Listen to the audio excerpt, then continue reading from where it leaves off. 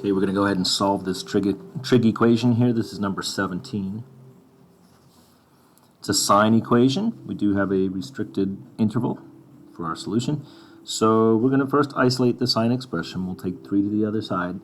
This will say sine theta is equal to 6 plus root 3 all over 2 minus 3. We could think of 3 like 6 over 2. That's still 3. So then we can put this all together as a single fraction, like that. And then you see the 6 minus 6 is bye-bye.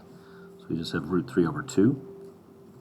We're saying that the sine of an angle is root 3 over 2. So in circular trig, remember sine is positive in quadrants 1 and 2. So we're going to draw reference triangles in quadrants 1 and 2. Sine, remember, is y over r. This is x, this is y. That's r for the radius of the circle. So we're talking about root 3 and 2. Same here, root 3 and 2. Sorry, this is r. That's 2. Okay, then we look at these and we recognize, oh, these are 30, 60, 90 triangles. Right? If this side is 1, if this is 1, then we know that this angle up here is 30. So this is a 60-degree angle. This is also a 60-degree angle. So the solutions in this interval would be the angle that terminates here, which is 60 degrees. That's one solution.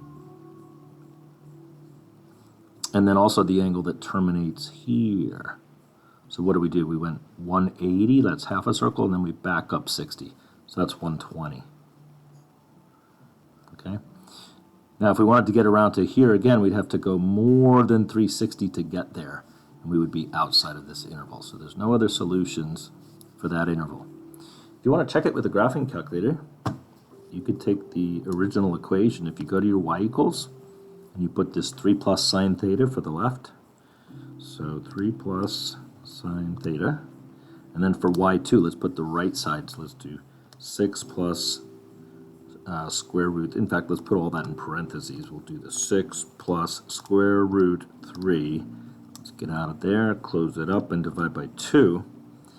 And then thinking about our windows and our settings, we want to be in degree mode, and we are. And the windows, well, let's just look at one cycle here, one circle. So our x min, we could start at 0, and in degrees our x max would be 360.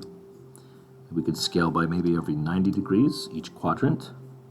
I guess plus minus 10 on the y should be okay for the moment. And let's take a look at the graph. So the places they're equal, it looks like maybe only one spot, but we know there are 2. It must be here and here. So if we do a zoom box, we could just blow that little part up a little bit, have a closer look. So let's begin our cursor here. Looks good. Draw our box.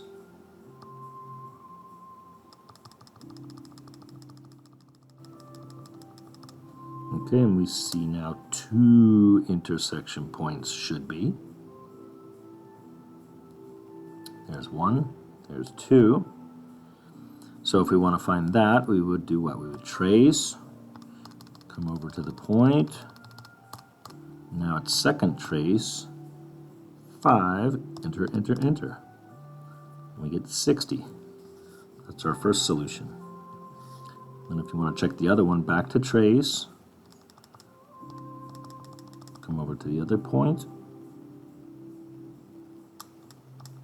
Second trace, option 5, enter, enter, enter, 120.